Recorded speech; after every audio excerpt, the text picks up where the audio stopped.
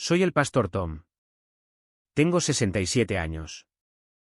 Morí, y Jesús me dio una advertencia aterradora. Dijo, a las 2 de la madrugada habrá un fuerte estruendo en el cielo e inmediatamente después habrá oscuridad total. Entiendo lo que eso significa. Algunos de ustedes podrían poner los ojos en blanco, otros se acobardarán. Pero seamos claros, nunca esperé una experiencia así. Lo que vi lo cambió todo. Y si son seguidores de Jesús, especialmente en estos tiempos difíciles, necesitan escuchar esto.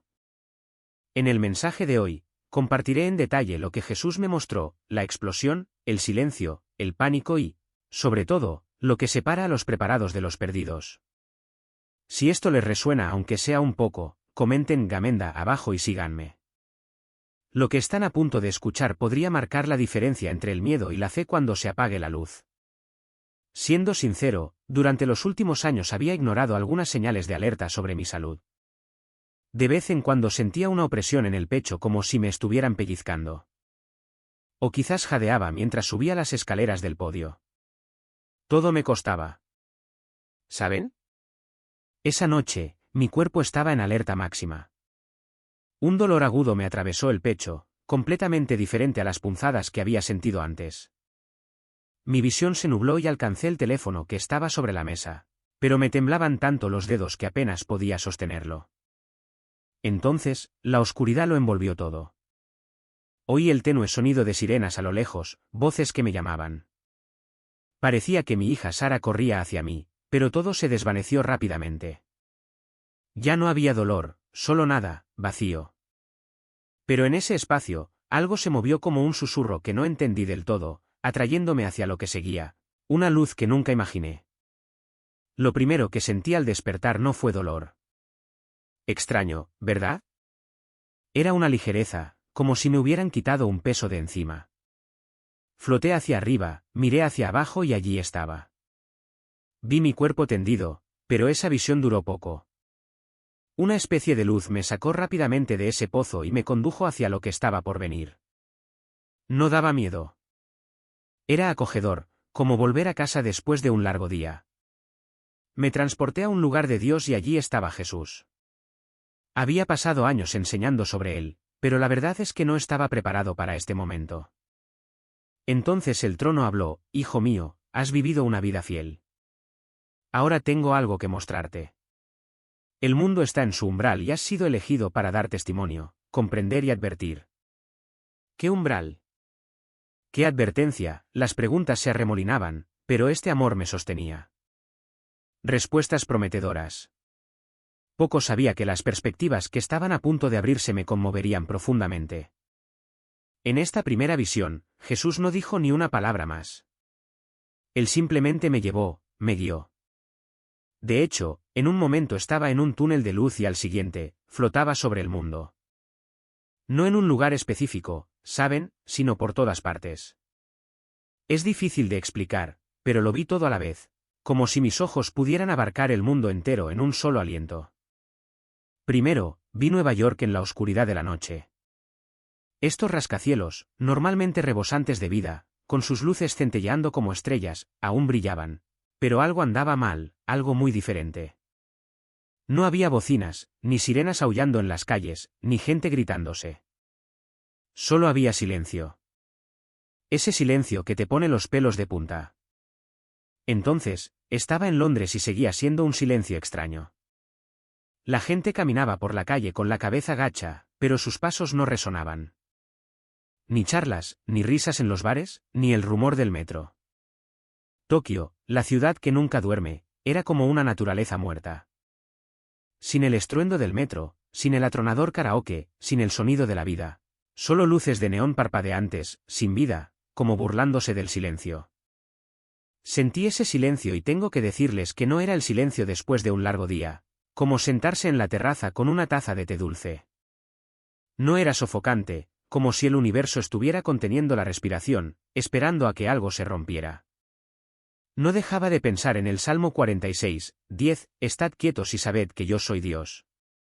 Pero no era ese tipo de silencio. Se sentía más pesado, como si el mundo se estuviera preparando para algo grande, imparable. Entonces, la visión cambió y me encontré en el campo, en lugares que me parecían más familiares. Vi una granja en Iowa, no muy lejos de donde crecí, con ondulantes maizales y robles centenarios. Pero el viento había parado. Las hojas de esos robles colgaban sin un crujir.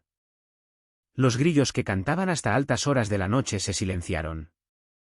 Me dirigía a la deriva hacia un pequeño pueblo pesquero costero, uno de esos pueblos tranquilos con sus viejos compañeros y sus nasas para langostas. Las olas lamían la orilla, pero eran lentas, como si hubieran perdido toda su fuerza. El cielo nocturno estaba más oscuro de lo habitual, negro como la tinta, más denso que cualquier nube de tormenta que hubiera visto, incluso sin mi cuerpo. Sentí la presión del aire, pesado y duro, aplastándome. Vi a la gente despertar en sus casas, atraída por las ventanas, mirando fijamente a la oscuridad con esa mirada confusa y preocupada, como si presintieran que algo andaba mal, pero no pudieran identificarlo. Sus rostros me recordaron a los de los fieles en la iglesia cuando se acerca una gran tormenta. Pero no se trataba del clima. Era un miedo frío y persistente que se les metía en el corazón, de esos que hacen sudar las palmas de las manos y apretar el pecho. Me preguntaba qué habría hecho que el mundo estuviera tan silencioso. No era solo silencio, era una advertencia, una preparación para algo tan grande que podría sacudir los cimientos de todo lo que conocemos. Y entonces, mientras estaba allí buscando el sentido de todo aquello, sentí de nuevo su presencia firme y segura, guiándome hacia la siguiente pieza del rompecabezas. Un momento que hizo que ese silencio se sintiera como la calma antes de la tormenta. Allí, en medio de ese silencio opresivo, Jesús reapareció. Ni una palabra, solo su presencia, firme e inquebrantable. Sentía el corazón, o lo que quedaba de ese estado espiritual, atorado en la garganta. El aire estaba cargado de una anticipación insoportable, como si el mundo entero estuviera al borde de algo enorme. Sabía que él me mostraría lo que sucedería después. Todo parecía suspendido, congelado en el tiempo, en mi mente o quizás simplemente en lo más profundo de mi alma. Sentía que el tiempo avanzaba, 1:30 de la madrugada, 1:45 de la madrugada, 1:50 de la madrugada. El mundo contenía la respiración. Vi gente tumbada en la cama, dando vueltas, sin poder calmarse. Los que estaban despiertos permanecían inmóviles como estatuas, mirando por la ventana o hacia la oscuridad, sin decir palabra. Nadie se movió, nadie habló. Era como si cada alma en la tierra sintiera un peso que los oprimía, que se hacía más pesado con cada segundo que pasaba. No solo ansiedad, ¿saben? Más que eso, una profunda y desgarradora sensación de que algo estaba a punto de cambiarlo todo para siempre. Como un globo inflado a punto de reventar. No dejaba de pensar en los versículos de Mateo sobre la venida del Hijo del Hombre en una hora inesperada. Como un ladrón en la noche, mi alma corría preparándose para lo que estaba por venir. Y entonces, clic, el reloj dio las 2 de la madrugada. Juro que sentí ese momento en los huesos. Incluso sin mi cuerpo, el universo entero parecía haberse detenido, esperando, observando. Vi a una joven pareja en un apartamento de Chicago, paralizada, mirando fijamente sus relojes. Un granjero de Kansas, de pie en su campo, mirando al cielo. En Miami, una madre abrazaba a su hijo dormido con el corazón latiendo sin razón aparente. El silencio era ensordecedor, como si el mundo entero contuviera la respiración esperando el martillazo. Quise gritar para advertirles, pero solo fui testigo, prisionero de este momento sagrado. Mi alma tembló, no de miedo, sino de saber que algo estaba a punto de estallar, algo que lo pondría todo patas arriba. Y entonces ocurrió un estruendo. No como un trueno, no como la explosión de una bomba, era algo completamente distinto, algo que no se oía con los oídos, sino que se sentía con cada fibra del ser. Fue como si el cielo mismo se hubiera desgarrado, como si el universo rugiera. Un sonido que resonó a través del tiempo y el espacio. No provenía de una sola dirección. Estaba en todas partes. De repente, surgiendo del cielo, elevándose del abismo, llenando cada rincón de la existencia, incluso sin un cuerpo físico. Sentí mi mente vibrar con la fuerza de la tierra misma. Y con ese sonido llegó una luz, no un destello, sino una energía pura y radiante que iluminó el mundo en un instante sobrecogedor. El horizonte de Nueva York brilló con más fuerza que nunca. Las calles brumosas de Londres se bañaron de luz. Pekín, Río, pequeños pueblos perdidos en medio de la nada. Cada centímetro cuadrado quedó expuesto en ese instante como un foco celestial. Era un toque de trompeta, no del tipo que se escucha en una banda de música, sino un llamado espiritual inconfundible que resonaba en el alma. Era la declaración de Dios alta y clara. Una nueva era comenzaba. Me quedé allí, o quizás flotando, asombrado, abrumado por esta fuerza e imponencia. Pensé en el Apocalipsis, en la trompeta anunciando el fin del mundo. Pero era más que un fin. Fue un comienzo, un despertar que sacudió los cimientos de todo. Mi mente regresó a Green Valley, a mi congregación, a Sarah y Michael. ¿Podían oírlo, sentirlo? La luz se apagó, pero el eco del sonido persistió y supe que nada volvería a ser igual. Sin embargo, lo que sucedió después fue algo que ni siquiera yo podría haber imaginado. Una oscuridad que envolvería al mundo. Inmediatamente después del estruendo, ocurrió algo aún más aterrador. La luz empezó a apagarse, no solo en un lugar, sino como una ola de oscuridad que arrasó cada ciudad, cada barrio. Un segundo, Nueva York seguía siendo la ciudad que nunca duerme, su horizonte, una constelación de luces resplandecientes. Al siguiente, la oscuridad total la envolvió. Londres, París, Tokio, todos lo siguieron, sumidos en un silencio tan profundo que parecía antinatural. Las farolas parpadearon y se apagaron. Las ventanas de casas y oficinas se oscurecieron. Esas enormes vallas publicitarias digitales en Times Square, Shibuya, Piccadilly Circus, desaparecieron como si alguien hubiera accionado un interruptor gigante para todo el planeta. No se trataba de un simple apagón local. No había cables caídos ni transformadores fundidos. Era un caos absoluto por todas partes. La red eléctrica no falló sin más, quedó silenciada, tal como estaba previsto. ¿Se lo imaginan? Un mundo entero se sumió en la oscuridad en cuestión de minutos. Los sonidos del caos comenzaron, gritos, cristales rotos, alarmas lejanas, pero pronto se desvanecieron, absorbidos por el silencio sepulcral. Vi a un taxista en Manhattan golpeando el volante con el puño, con la radio apagada. Una familia en un apartamento parisino encendía velas con el rostro pálido y confundido. En Tokio, los pasajeros se quedaban paralizados en un andén, mirando los horarios de trenes en blanco. Era como si el mundo se hubiera desconectado y el silencio que siguió no era pacífico. Era sofocante, como una advertencia grabada en el aire. Pensé en Isaías 60, la oscuridad cubre la tierra y una densa oscuridad cae sobre los pueblos. Eso fue lo que sentí. Una oscuridad tan pesada que no era solo física, era espiritual. Pesaba sobre cada alma. Quería gritar y decirles que aguantaran, pero yo solo era un testigo flotando en esa visión, viendo cómo el mundo se derrumbaba. Las luces no volverían pronto y en el fondo sabía que esto era solo el comienzo de algo mucho mayor. Y entonces vi el colapso de todo lo que habíamos dependido. Los celulares, incluso los que estaban completamente cargados, se apagaron, sin señal, nada. La gente golpeaba sus pantallas con pánico, intentando reiniciar, llamar, enviar mensajes, pero sin éxito. Las carreteras se convertían en cementerios de acero, millones de coches parados con las luces apagadas. Vi la Interestatal 95, a las afueras de Filadelfia, atascada de vehículos congelados. Los conductores salían de la autopista gritando en la oscuridad. En el cielo, miles de aviones habían perdido contacto con las torres de control. Los sistemas de navegación estaban averiados. Algunos pilotos intentaron aterrizajes de emergencia con las manos temblorosas sobre los controles. Otros, bueno, no tuvieron tanta suerte. Internet se había convertido en nuestro salvavidas. Nuestra supuesta aldea global colapsó por completo. Los centros de datos quedaron en silencio. Se acabaron los servidores zumbando, se acabaron las luces parpadeantes. Los satélites dejaron de responder, flotando como fantasmas en órbita. Todo digital. Todos los dispositivos electrónicos en los que habíamos construido nuestras vidas, teléfonos, computadoras, televisores, GPS, etc., se quedaron en silencio, muertos. Vi gente en sus casas, forcejeando con linternas apagadas, sacudiendo sus teléfonos como si eso les devolviera la vida. Sus rostros expresaban una mezcla de pánico e incredulidad. Tenían los ojos abiertos, las manos temblorosas. Nadie podía comunicarse con nadie fuera de sus casas.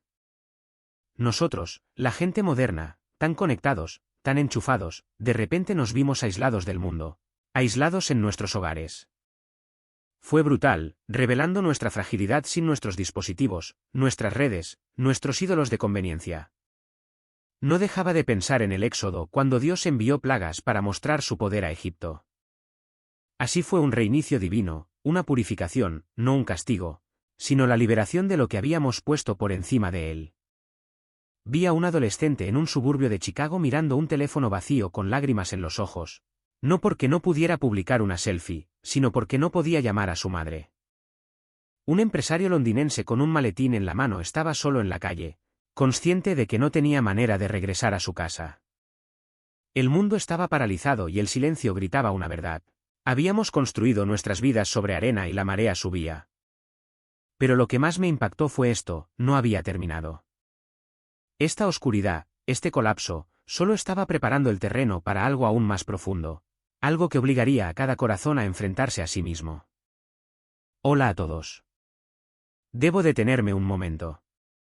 Si algo de esto les suena familiar, como si hubieran sentido esa inquietud antes, esa calma antes de la tormenta, o como si hubieran pensado que este tipo de momento estaba por llegar, ¿les importaría dejar un comentario abajo? Cuéntenme en qué punto del mundo se encuentran y qué sienten en el fondo. ¿Alguna vez han sentido esa persistente sensación de que algo anda mal, algo grave se avecina? Me encantaría saber su opinión. Incluso mientras el mundo se oscurecía, el silencio persistía. Era como si el tiempo se hubiera detenido. El primer día, la gente estaba frenética, intentando averiguar qué había pasado, revisando cajas de fusibles, manipulando teléfonos muertos, buscando respuestas que no llegaban. Sin embargo, el segundo día, el pánico empezó a empeorar. La gente se irritaba, discutía sin motivo. Entonces, la desesperación se instalaba como una niebla fría. Vi gente sentada en casas a oscuras, sin el ruido de los televisores, sin teléfonos encendidos, sin internet para navegar, nada. No sabían qué hacer. Algunos rompían a llorar con lágrimas corriendo por sus rostros, sentados en sofás mirando las paredes vacías. Otros gritaban.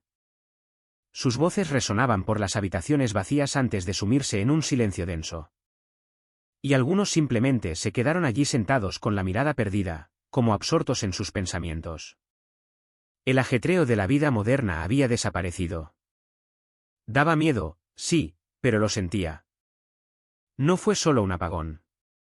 Fue una oportunidad divina que Dios nos había dado. No dejaba de pensar en el Salmo 139:1, ni siquiera la oscuridad es oscura para él. Este silencio, este despojo de todo aquello de lo que dependemos, obliga a las personas a confrontar aquello de lo que han estado huyendo, sus propios corazones, sus propias almas.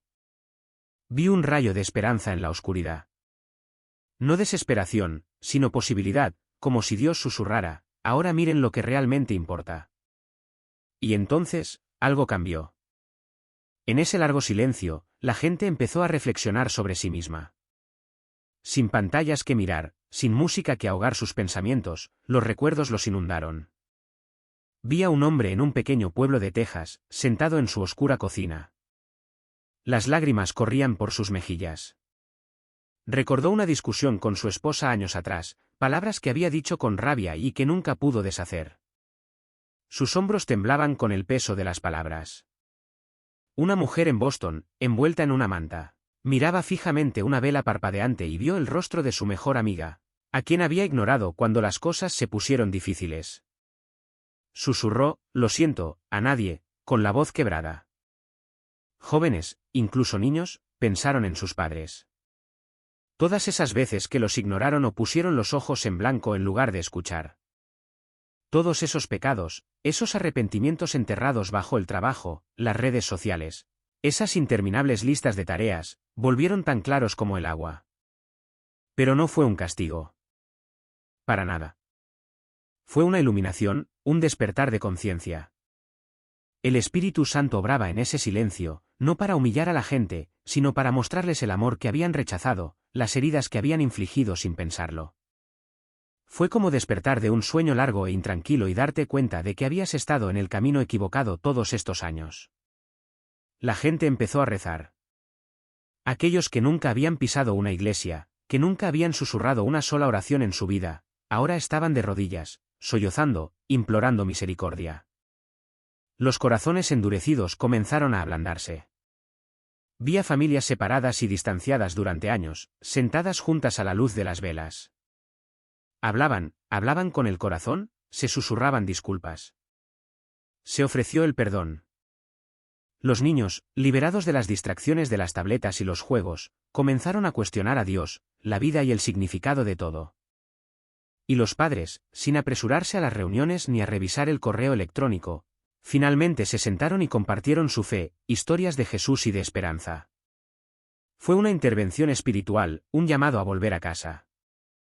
Vi a un adolescente en un pequeño pueblo de Ohio. Su rostro, iluminado por una sola vela, escuchaba a su madre leer el Evangelio de Juan. En el principio era el Verbo. Su voz temblaba, pero se mantuvo firme y amorosa.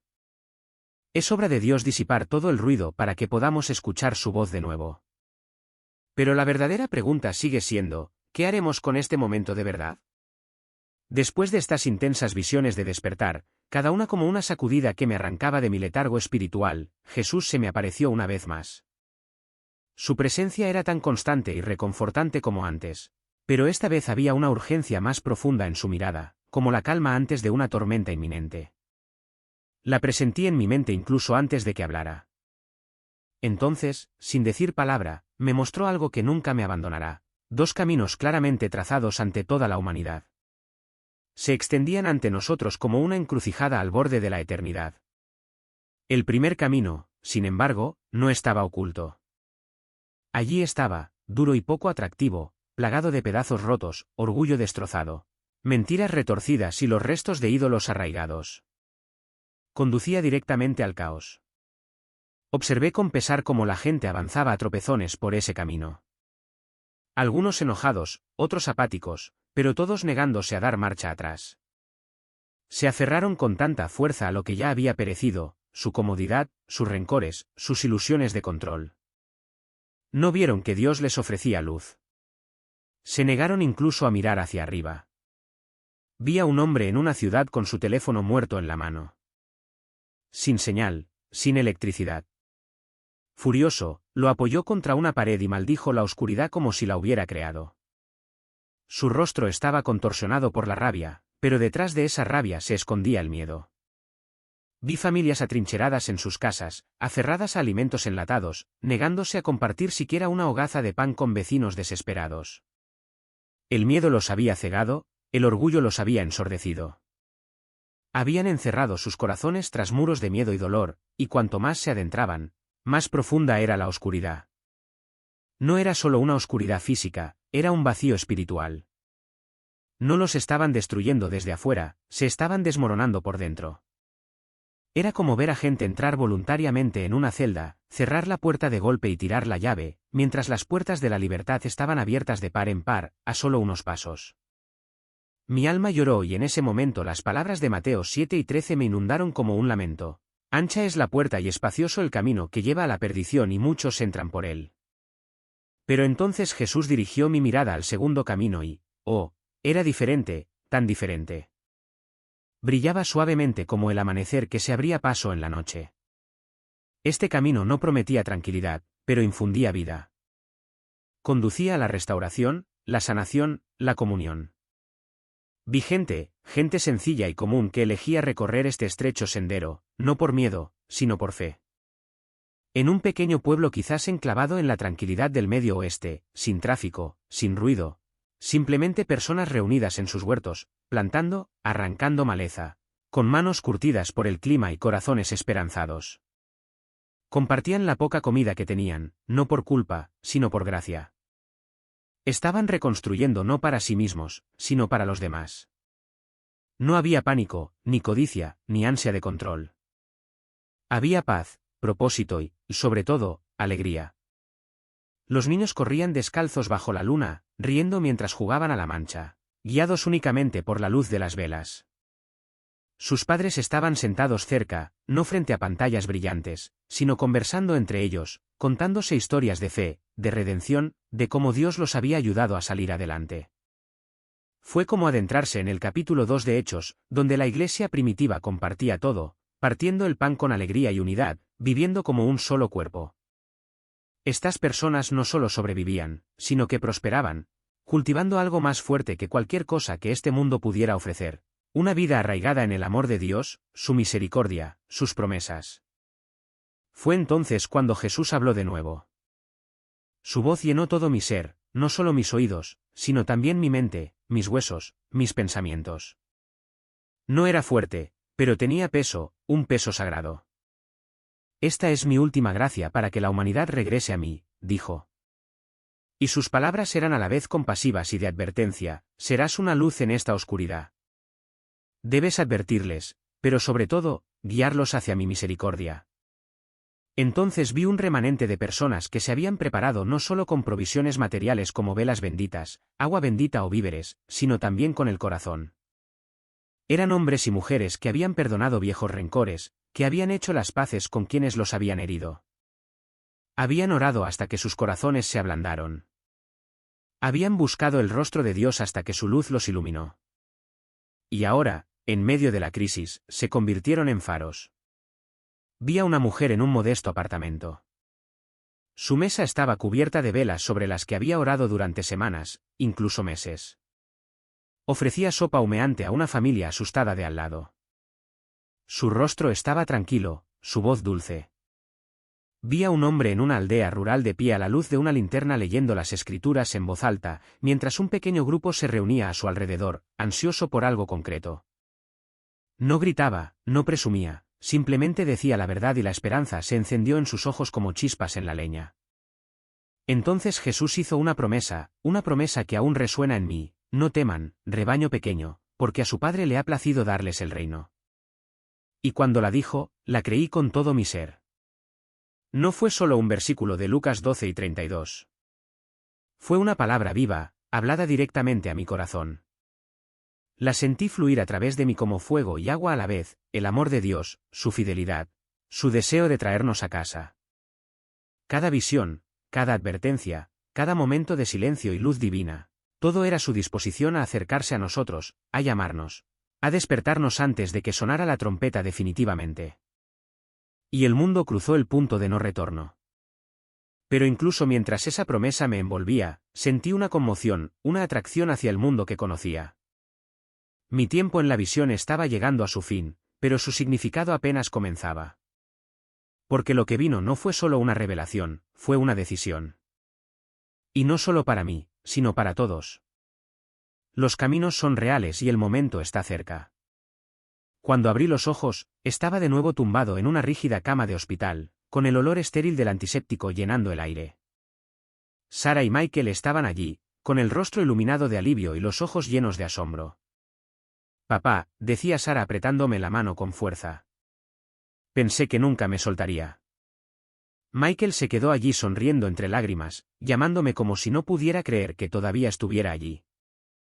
Estaba débil. Estaba tan débil que sentía como si me hubieran sacudido el cuerpo. Pero estaba vivo. ¡Qué milagro! Incluso allí tumbado, conectado a monitores, con los pitidos de las máquinas desapareciendo en el fondo, esas visiones aún ardían en mi mente, más claras que la propia habitación del hospital. Ese ensordecedor sonido de trompeta, ese silencio sofocante, esos rostros contorsionados por el miedo y el arrepentimiento. Todo era tan vívido como si hubiera salido directamente de otro mundo. El de las vías intravenosas y las luces fluorescentes, parecía frágil, casi irreal en comparación. Aún sentía el peso de esa presencia divina. Oía el eco de su voz diciéndome que avisara a los demás. Pero al ver a mis hijos, con sus sonrisas tan llenas de esperanza, no pude evitar preguntarme: ¿debería contárselo a alguien? ¿Me creerían, o lo atribuirían a una alucinación, a un efecto secundario del infarto o a la medicación? ¿Quién no habría pensado que me había vuelto loco? Un pastor de 66 años hablando sobre trompetas cósmicas y un mundo sumido en la oscuridad. Allí, con el pecho aún dolorido, sentía un tira y afloja interior. Una parte de mí quería soltarlo todo, gritarlo a los cuatro vientos. Pero otra parte, la que lleva décadas predicando a multitudes escépticas, susurraba: no lo entenderán, Tom. Pensarán que estás loco. Los días que siguieron fueron difíciles. Debo decirles que cargué con este secreto, esta verdad desgarradora, y sentí como si una roca me pesara en el pecho. Incluso con Sarah y Michael cuidándome, trayéndome sopa casera y charlando sobre cosas mundanas como el picnic de la iglesia, yo me sentí tan solo. Simplemente tenía miedo. Miedo de que se burlaran de mí, de ser rechazado por la misma congregación a la que había dedicado mi vida. Y si me daban la espalda, me llamaban loco. Pero no podía olvidar lo que había visto. Así que me sumergí en mi Biblia, hojeándola con un hambre que no había sentido en años.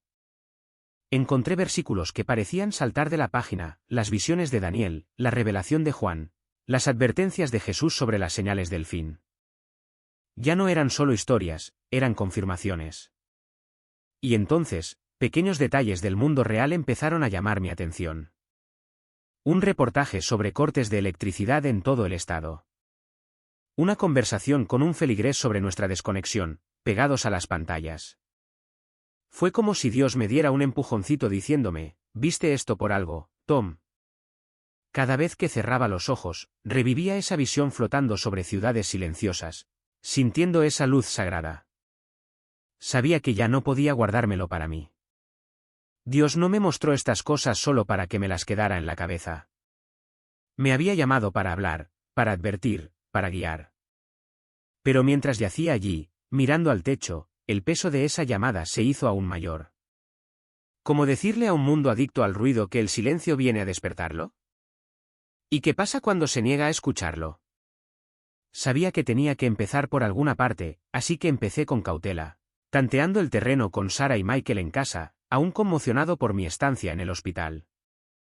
Una noche me senté con ellos en la mesa de la cocina, donde habíamos compartido incontables comidas y risas a lo largo de los años. No entré en detalles.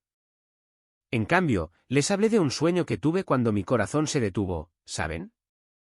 Les conté sobre el silencio, las trompetas, la oscuridad que envolvía al mundo, permaneciendo lo suficientemente vago como para no parecer que estaba perdiendo la cabeza. Pero sus rostros, Dios mío, me rompieron el corazón. La mirada de Sarah estaba preocupada, con el ceño fruncido, como si estuviera mirando a un anciano frágil.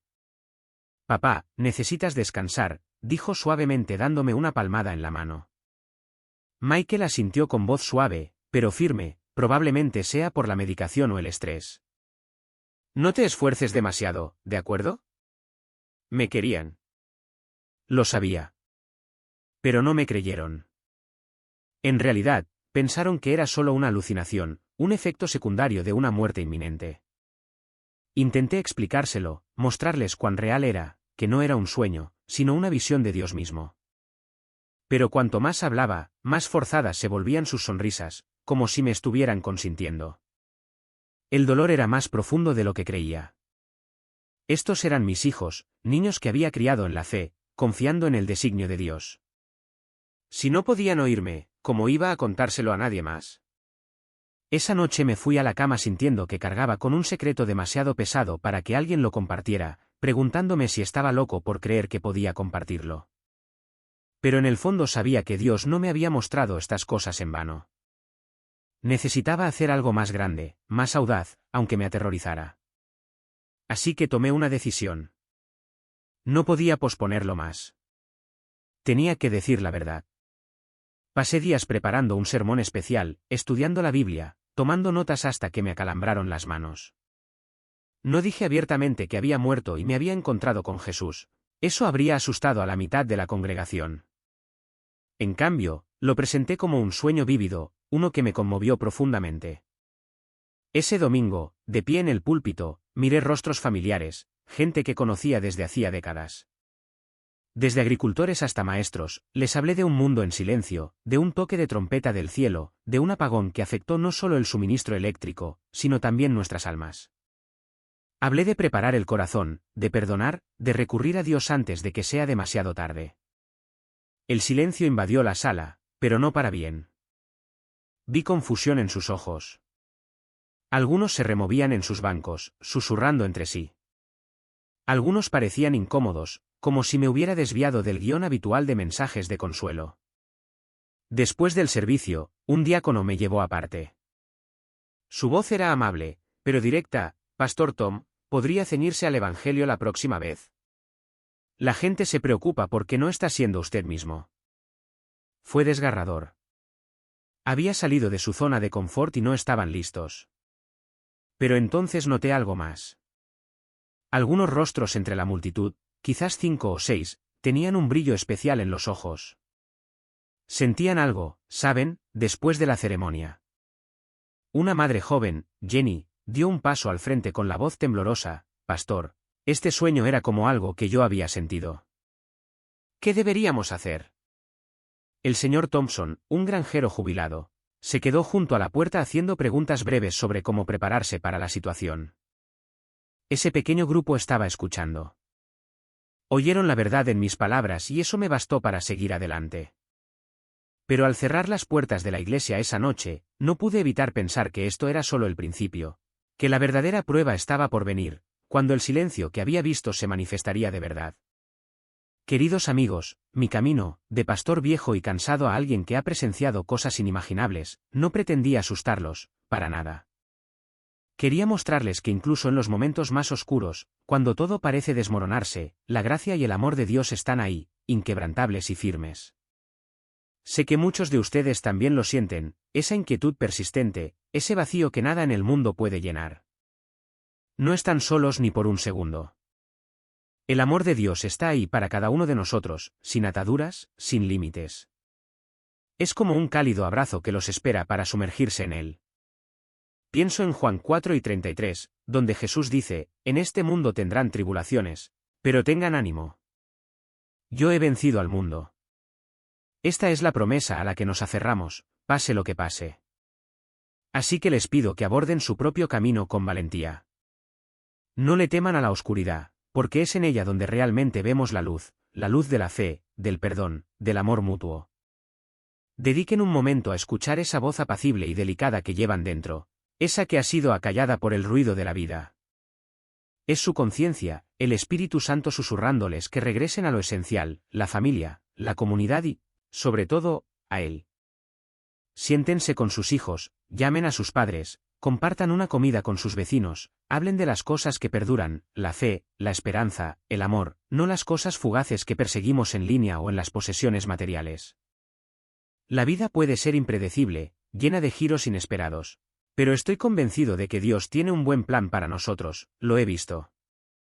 Que su alma sea esa luz que siga brillando incluso cuando el mundo a su alrededor se oscurezca. Oren. Perdonen. Amen con todo su corazón. Si esta historia les ha tocado el corazón, si ha encendido un poco de fuego en su alma, no duden en suscribirse. Este canal no es solo mi historia. Es un lugar donde pueden encontrar los mensajes de Dios del cielo e incluso advertencias del más allá. Verdades que todos necesitamos escuchar. Juntos podemos enfrentar la oscuridad que nos espera. Que Dios los bendiga a todos. Amén.